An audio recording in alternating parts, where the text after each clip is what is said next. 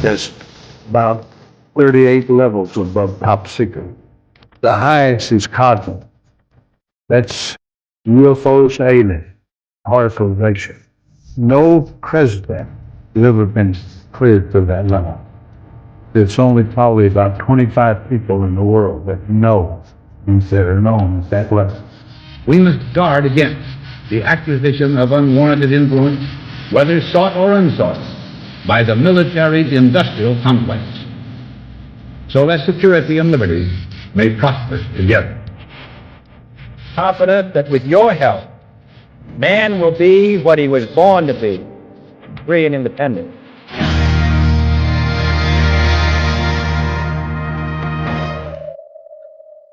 Hey everyone, it's Derek and Daniel, and today we're going to be talking to you guys about the WingMakers and the ACIO, which is the Advanced Contact Intelligence Organization that deals with and tries to control extraterrestrial interactions on the planet Earth.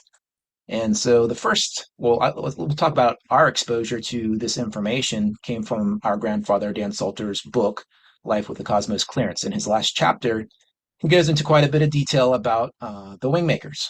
And we've done a lot of research on this ourselves.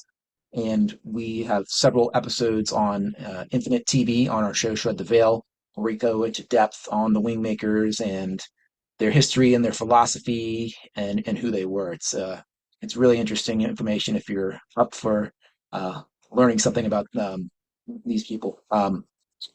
And so today we just kind of bring this to light because Derek recently found some documents that were used that our grandfather used to write his book, and he references it in his last chapter, as I mentioned, and talks a little bit more about it. So we kind of wanted to go over that, but first I think we should introduce who the WingMakers were and what they came here to do. So Derek, you want to talk a little bit about that? The ancient arrow site in New Mexico. It's like 80 miles near Chaco Canyon. Yeah, sure. Yeah, as you mentioned, it's the last chapter in our grandfather's book, so we thought that the WingMakers and the topic of the ACIO and their involvement at this ancient arrow site in Chaco Canyons was important. So it's basically this site, and the Anasazi were those indigenous people that lived around that area. So what they found was similar to those types of indigenous types of writings and things, but as they kept going down and found this cave, actually some hikers found it, and then it eventually went to the CIA got involved, NSA got involved, and then the ACIO as the top level of any involvement with the ETs, anything extraterrestrial or advanced technology like that. Then they get in there and try to take over, secure the area. So they found this underground cavern with 23 chambers, and it was very interesting how it's laid out, but each chamber had artifacts inside of them. Each had one artifact, one painting, and just very, very interesting and vivid paintings and colors used. And we actually have a recording with Peter, the insider, where we go through each chamber one by one and go through all those paintings. And we'll release that coming up soon as well. But that arrow site is really interesting. It's like you enter the caverns from the bottom, and then you kind of go up It spirals up to these various different chambers. And like Derek was saying, there's 23 different chambers as you spiral up to this. And I think on the last chamber there was an optical disc, and that's where they were able to get most of the information and the story, that the message of the WingMakers, right? Exactly. There's the optical disc in the last chamber, and it I think that they were trying to do 23 chambers as if it was the 23 chromosomes or the 22 plus there's an additional one that's still to be uncovered for our genetics as well. So it's kind of a link to that. But anyway, the ancient arrow site had all these artifacts, and it had that disc that then they were able to decode some of the language and some of the information and decipher what it was. But it was saying that this group called the WingMakers put that there as a time capsule. There's apparently 6 others around the world, so there's 7 total sites, and those six others would be found at the right times. Apparently that should have happened by now, since we're at least 20 some years later, later since the website came out with this information and they started putting this out there. But anyway, we'll go into the Wingmakers and all the details of who they are, especially the fact that they say they're us from the future, about 750 years into the future. And so we'll go and read this document that again was part of the original website, the Wingmakers website. And if you go to wingmakers.us instead of wingmakers.com, you can actually see the original site as it was.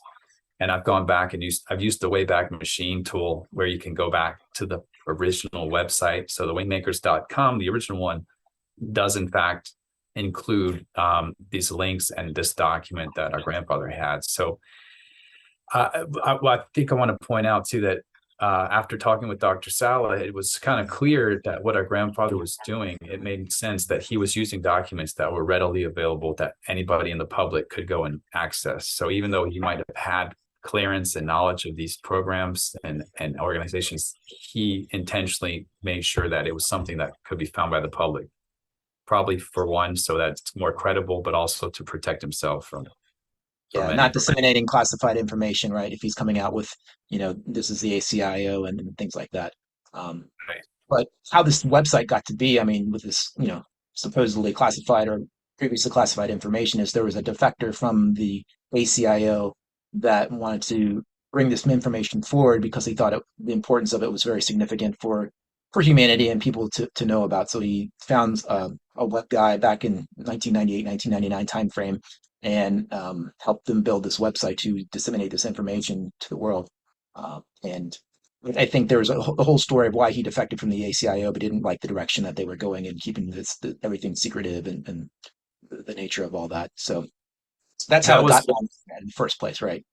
Yeah, that was one part of it. And then he mentioned in Anne's journals, Anne or Sarah, whoever he got this information out after defecting to this journalist who would eventually go and start to spread the information so that it would be out to the public. She could barely believe any of it at first, of course, but she wanted to be a good reporter and get out the story. And so he said he also was afraid they would wipe his mind, basically because he was at that level of clearance where he had a lot of this information. He almost felt like the Wingmakers were trying to work with him directly in getting this information out the right way to humanity. So once he knew that was likely the case or felt that connection to the Wingmakers, he knew that he was compromised in a way to the others who wanted to, of course, keep the security levels. All the information is very classified. Everything they have to really be good at making sure there's no interference or anybody defecting and anything else. But that was Neruda or Anderson, Dr. Anderson in this case, in this document. He was afraid they were going to wipe his mind because of what information he had and that connection. So anyway, he defected, got it out in time, apparently. And then, of course, the Wingmakers website changes over time. This other guy named James Mahu or something comes out and says that I created all of this, and it's all mainly just fictitious, a story. Most of it is all fictitious. So it's hard to understand, of course. And that, again, even in this document, it states that the ACIO does this intentionally, and disinformation campaign is spread once a certain level of information is set out, even into the NSA and to the other organizations, so that they can't track what's really happening if there's technology involved like this. Right. So the defector, as Derek mentioned, is someone named Dr. Neruda, who left the ACIO, and in some of these documents they refer to him as Dr. Andrews. They changed his name, but that gentleman that runs the website and has added more information to it over the years, James, Carrie Cassidy actually did an email kind of transcribed interview with him, and she believes that he is actually Dr. Neruda. Presenting all this information, trying to not to, come public and trying to make sure that it's not being exposed in a way where he could get in trouble for it, with the information that's being presented. Right.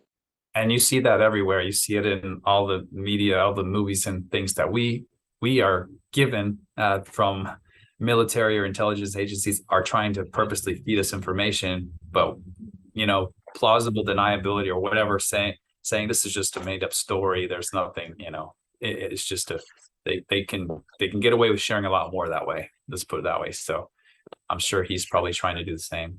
But the other reason this is important is too because the year 2023 is in the document, and it just kind of came to me as a flash. I was like, wow, okay, well, they were predicting a certain kind of events and things happening at this time, and so I thought it was pretty relevant to share now. So Yeah, and this document, like I said, Derek found it. He found it in some of our grandfather's storage items or like collection of books and different materials that he had. Um, but in his book, this is the document that he has just one snapshot of the first page. So we hadn't really seen the entire document until you found it here. So that's why we're sharing it now because it hasn't been really um, seen unless you go in that way back thing on the internet to find the 1999 website and look it up as it originally was, because I don't think it's on there anymore, is it? no, no. Yeah. Like I said, yeah, but I think somebody recently made another version of the site, wingmakers.us, and they try to keep it as original as possible. So luckily, it might be a little easier if you go that way. But before, yeah, you're right. The Wayback Machine is the only way you could find it. So very, very cool stuff. So that's why we wanted to share something new here. And what we're going to do is we're just kind of read through the document and let you guys learn about the Wingmakers and their mission and uh, what they talk about as our past and our future. All right. Yeah, let's get it started then. I'll go ahead and start just the beginning, first page here, and we'll hopefully we can share on the screen some of this as we read it through it. So this is it shows Wingmakers, Ancient Era Project from the desk of Jeremy Sothers, PhD, Director of Special Projects, ACIO, and a classified document with document number such and such. Another interesting note is that our grandfather put his own stamp, which has on his printed out version, which says HQ Interplanetary Phenomenon Scientific and Technical Counterintelligence Unit WA 25 DC. So that was apparently that license plate and stamp that he had. So to all Labyrinth Group members, for your eyes only project overview, based on all available. And did you want to talk about the Labyrinth group real quick? That's a faction of the ACIO. So this is within the ACIO. This is a group that really deals exclusively with the extraterrestrials, right? Yeah, with that technology, there's another race they met with in the 50s called the Cortium, and if you go to the site, you'll hear more about that. But anybody that has interaction with those beings and the technology that they have, there was a program for exchanging technology. So a level security clearance of 12 or above within the ACIO gives you access to that information. And so these are those members, access level 12. Security level or above. Isn't that what Peter the Insider has, level 12? Yes. Yeah, I'm pretty sure that's what it was. So, okay, project overview. Based on all available research of the ancient era time capsule, Wingmakers seem to represent themselves as a future aspect of the human race from time approximately 750 years in our future. They represent a version of humanity that has comprehension of the universal systems that govern existence, or at least the laws of time and space. This understanding permits the Wingmakers to travel back in time and interact with humankind at various points in its evolutionary pathway. I would speculate that Wingmakers have throughout history been variously referred to as angels, gods, spirit guides, and in some instances extraterrestrials. They imply that they are adept at subtly interacting with humankind in order to evolve its understanding of its cosmological environment in which life evolves and transforms. After successfully decoding the first 23 segments of the optical disc left in the 23rd chamber, I will share a small excerpt of their introduction, as it were. You may refer to us as Wingmakers. We are most often confused with angels, though we are actually quite human, just a future, perhaps more advanced version. Humans, conditioned as they are, seem unable or unwilling to comprehend the vast diversity of living beings amongst the cosmological planes of existence, and so, somewhat as a defense mechanism, lump together what are distinctly unique beings. Angelic kingdom is a different species of life when compared to the human or the Wingmakers format of existence. Wingmakers exist outside of time's focus, while their human, extraterrestrial, and angelic counterparts exist within, and to various degrees are bound by the principles of time. Our uniqueness stems from our ability to operate independently of time while remaining human, with all physical and mental characteristics therein, end quote. Wingmakers and their existence appear to be woven into virtually all cultures and civilizations upon Earth, and appear to be commonly represented through mythological and religious stories. Their stated purpose is to be the culture bearers, bringing the seeds of language, art, philosophy, scientific reasoning, and spiritual understanding to the human race throughout time. Apparently, they perform this duty without recognition, preferring to be unknown until the time is ripe to present themselves and their specific mission. I think we have to assume, based on the available data, that wingmakers operate at the pinnacle of human existence since they are interactive time travelers. Their interaction with humans seems limited to select individuals who, during their dream state, are more accepting of new ideas and insights. These insights often filter into the contactee's waking life in the form of inventions and sudden discoveries. In rare instances, I believe wingmakers will even physically appear, but owing to the time shift from which they came, their bodies would appear to be constructed of light, and their communication, if there was any, is most likely telepathic. According to the records of the ancient Eros site, it was the wingmakers who originally seeded life upon Earth and facilitated life's evolutionary leaps and biological transformations. They, and we according to them, originated from the star system Pleiades. They came as the human genotype and brought with them a library of genetic codes that, through experimentation, produced the human species, and of course most other forms of life on Earth. Through their time travel technology, they have planted time capsules from their future time, which they hope will provide a sense of connection to our future selves and an understanding of human destiny. They seem to be particularly interested in helping present day humans build a global culture. Okay, this is the part that I was referring to. It speaks of 2023. Here it goes. So one of their more outlandish claims is that they essentially seeded the concept of the internet for the purpose of developing this global culture. They believe the internet will somehow become the platform upon which their time capsules will be fully launched into the mainstream of the world's citizens. They predict, and I use this word with chilling precision, that by the time their final capsule is discovered in 2023, the internet will be their focal point of the new global culture, and it will become the gateway to a connected intragalactic digital nervous system. They refer to this global culture as the sovereign integral, which is difficult to translate into English. However, Drs. Stevens and Whitehall believe it means the global culture of the Earth will both develop and be developed and distributed through the internet. And this global connectivity will enable Earth to be integrated with other planets in our galaxy through an extension of this network. They use the example of Earth as being a node on a cosmological network, and the sovereign integral is simply the Earth's global culture. The Earth's global culture presented to the galaxy in a way that it can harmonize with the other planetary nodes. So this is very interesting how it kind of ties to this year and the intricacies of that, but we kind of see that in what's happening in the world and more of this disclosure coming out this year. So I thought that was interesting. Yeah, and in our episodes on this, in the on Infinite TV and Tread the Veil, we talk about what the sovereign integral is in more depth and the spirituality, philosophy around that. As I read earlier, they're all about enhancing our culture with different philosophies and things like that, art and there's music even too involved with this. But so that a lot of those chambers contained a lot of information and artifacts that were very artistic and related to that kind of stuff.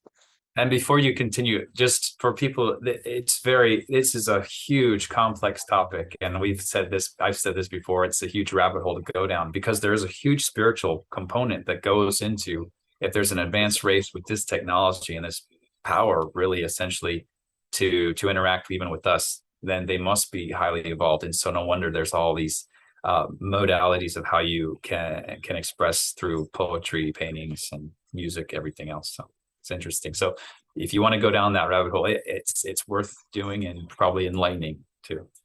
Yeah, definitely. So we'll continue reading on.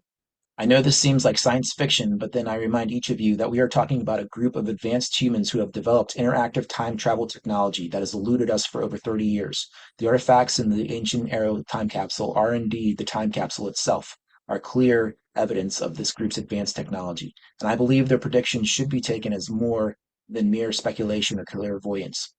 The biggest concerns relative to the time capsule itself have to do with the accuracy of our translations. Their language incorporates visual art, music, poetry, and various hieroglyphs and symbols that collectively communicate their thoughts and ideas.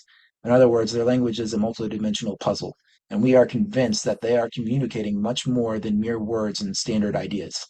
A recent issue that has arisen concerns project security. Several of our linguistic specialists have become obsessed with decoding the messages in the time capsule and have been asked to leave the project out of concern for their stability.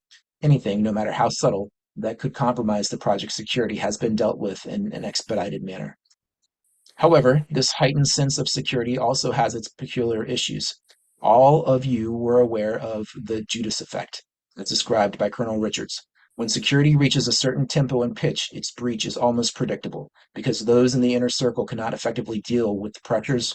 Unfortunately, because of the breadth of this project, we have to bring in personnel with clearances as low as 6x.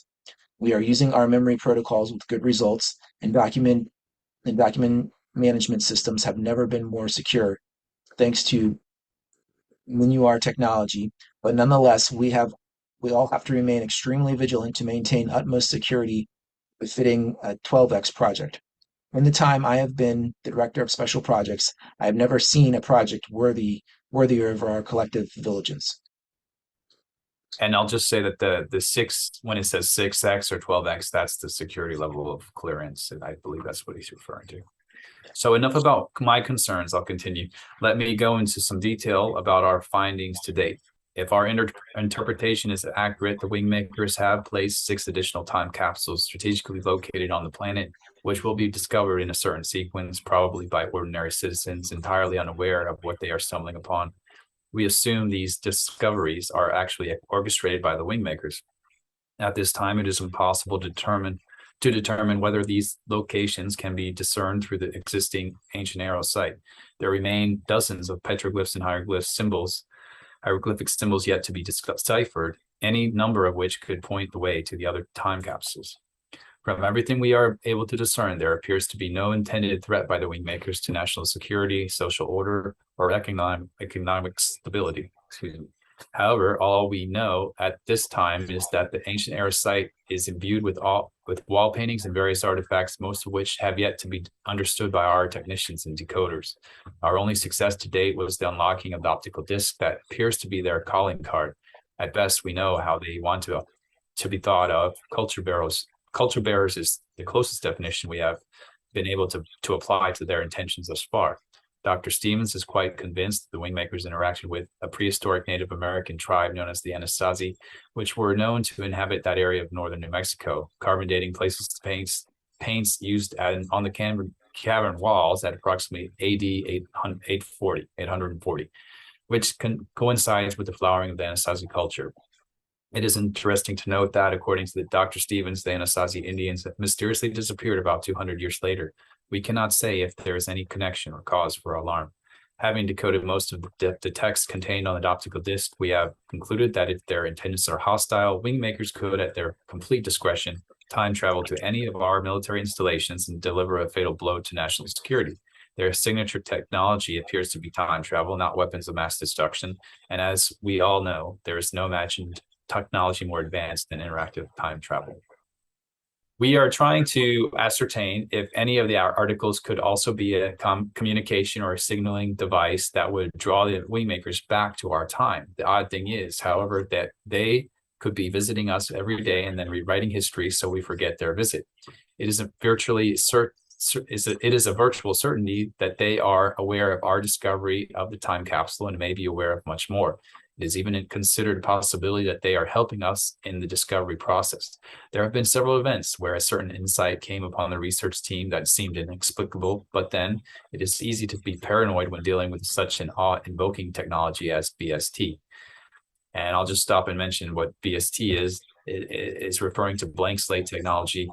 Our grandfather talks about that in the last chapter as well. And so that and that is basically another word for that is the freedom key, or the ability to time travel. So 15, who was the head of the ACIO, with the only one with that highest level of 15 clearance, he's the one that has been searching nonstop, I guess, since he started to really find this BST and figure out how to use it, for the good of humanity. At least he felt he had the intellectual capacity and those under him to do this, and hopefully and for the right reasons, to safeguard it from others. But supposedly that technology has already been acquired by us, so we've used it, and I think that's the only real tie that I can see, or what's been discussed in the secret space programs and these whistleblowers, the super soldiers and things like that, talk about BST in one way or another, and supposedly, the 20-year and back programs could be tied to that. Even the mind wiping aspect of, or that how they try to basically wipe your mind after you've gone through that traveling process. And so there's a little connections there that I found with that BST. So anyway. Yeah, and I think why they call it the blank slate technology is, being a time travel technology, you can go back in time and basically change the past and manipulate events and essentially erase and start from blank slate, something that what you want to happen. So it's Exactly. powerful.